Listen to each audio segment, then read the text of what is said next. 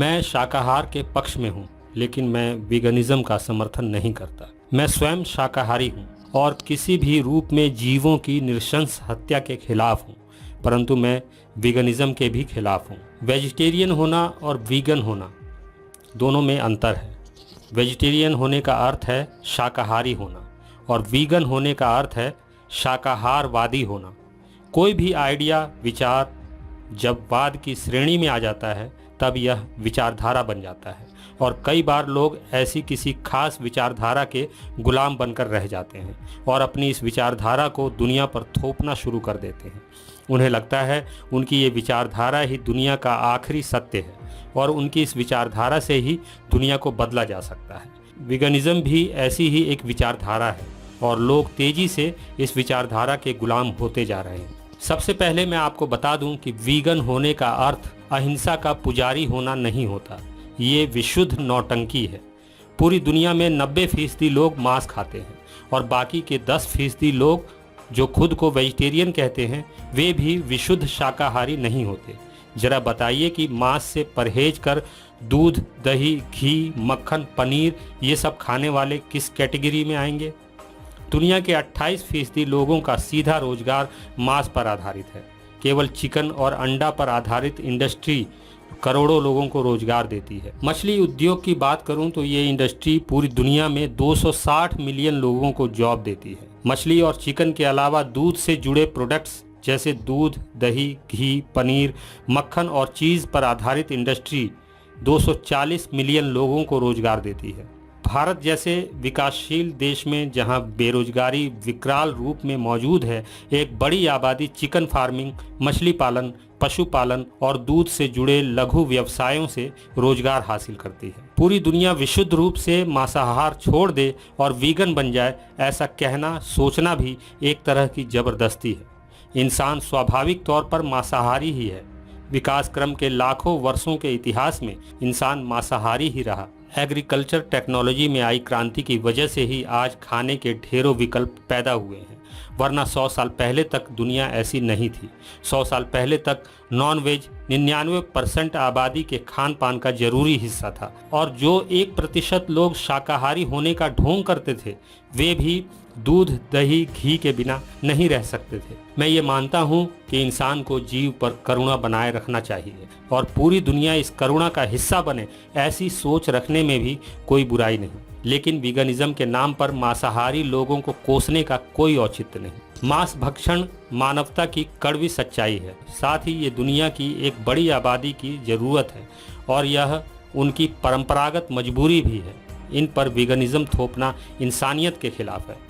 आपको जीवों पर दया आती है इसलिए आप वीगनिज्म की वकालत करते हैं, ये अच्छी बात है, लेकिन क्या आपको इंसान पर दया नहीं आती? स्वाद के लिए निरीह पशुओं की नृशंस हत्या बिल्कुल गलत है। मैं आपकी इस भावना की इज्जत करता हूँ, लेकिन इंसानियत क्या है और इंसानियत के प्रति आप में कितनी संवेदनाएं हैं, पहले ये देखना जरूरी है। सबसे पहले आप इंसानियत को समझिए। समस्त मानव जाति का कल्याण हो, यही मानवता है। लेकिन समस्त मानव का कल्याण होगा कैसे?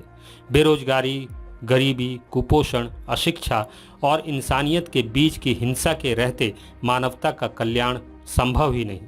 इसलिए मैं कहता हूँ कि आपको वीगन बनने से पहले इंसान बनने की ज़रूरत है। इंसानियत के कल्याण में खड़ी बाधाओं से लड़ने की ज़रूरत है।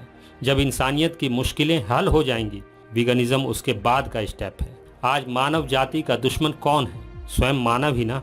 वीगनिज्म का ढोंग रचने से पहले मानव के बीच की नफरत कैसे खत्म हो, इस पर काम कीजिए। इंसान की हत्या इंसान करता है।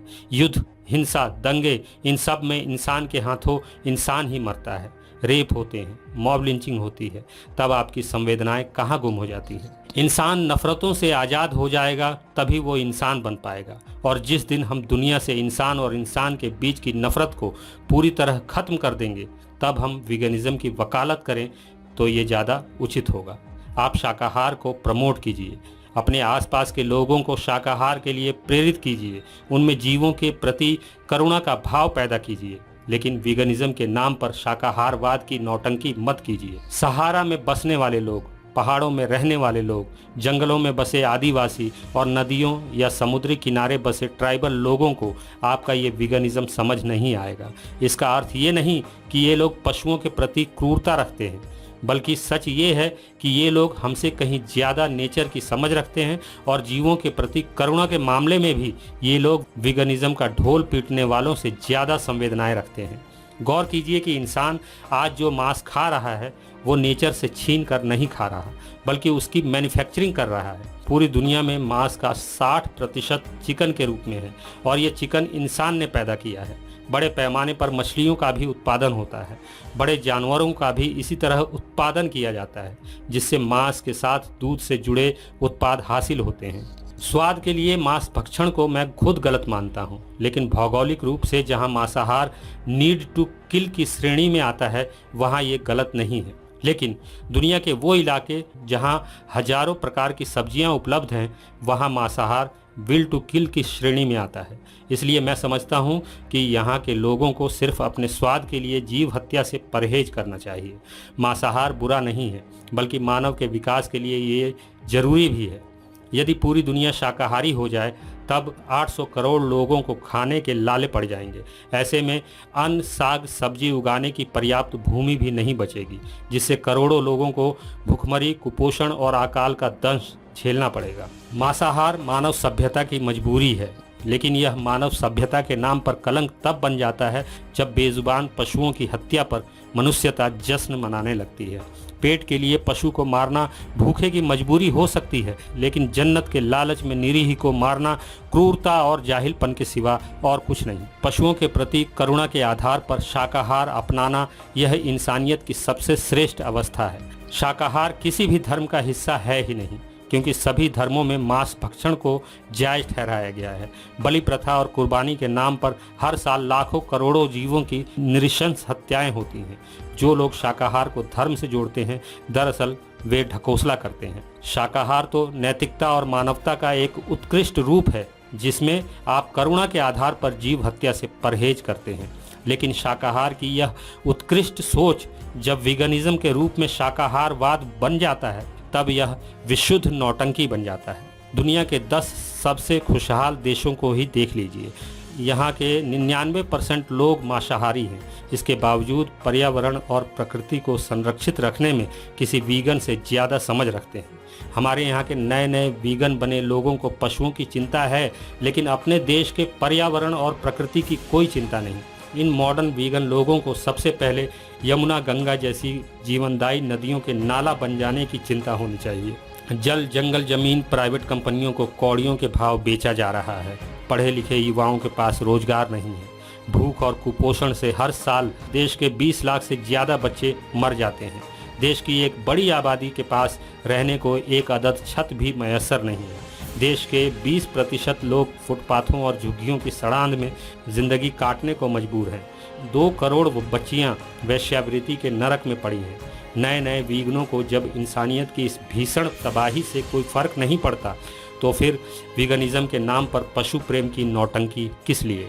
आखिर में बस इतना कहूँगा कि शाकाहारी जरूर बनिए, लेकिन इन नए नए वैगनों से परहेज कीजिए। अगर आप मेरे विचारों से सहमति रखते हैं तो मुझे इस नंबर पर आर्थिक सहयोग भेज सकते हैं। मुझे आपके सपोर्ट की ज़रूरत है। इंसानियत जिंदाबाद।